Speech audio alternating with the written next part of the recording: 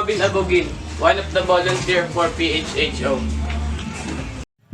The emerging impact of COVID-19 on the Philippines through the lens of its migrant workers, domestically known as the emerging impact of COVID-19 on the Philippines through the lens of its migrant workers, domestically known as overseas Filipino workers, who have been repatriated due to pandemic. There are 22 million OFWs scattered worldwide. Close to 97% are working with an existing contract, while the remaining 3% are those working without contract.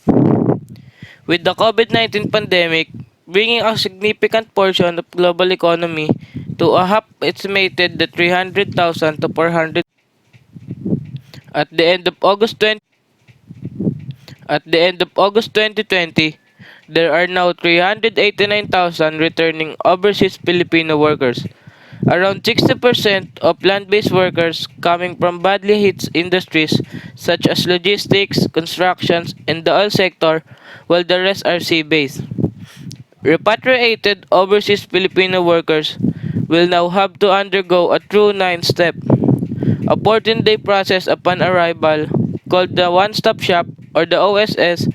The process includes thermal scanning, health declaration form, rapid testing, and the 14-day quarantine at one of the government. It is time for the Philippine government. It is time for the Philippine government to return the favor by keeping OFWs and their families alive and safe during this pandemic. The first thing that should be done is to ensure the safe return of OFWs who need to go home. More than 14,000 returning OFWs have been reunited with their families in their respective provinces since the government provided them transportation assistance since mid of May. Internal Repatriation Program, Hatid Probinsya, Hatid Tulong. To help weather the crisis, the Philippine government has provided OFW a one-time $200 or 10,000 pesos financial assistance. OWA and DOLE has also offered displaced OFW some 21,000 employment. Millions of OFW like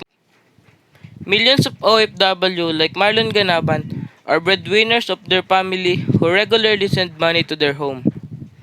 But hundreds of thousands were likely to lose their job this pandemic, cutting an important lifeline for many poor families.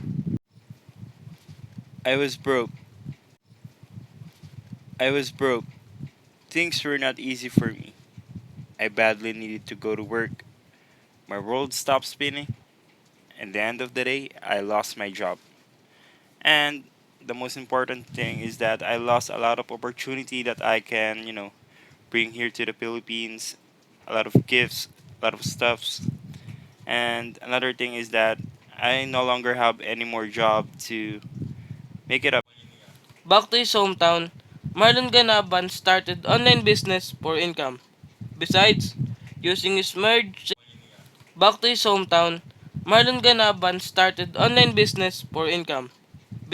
It's not enough, but it's better. It's not enough, but it's better than having none.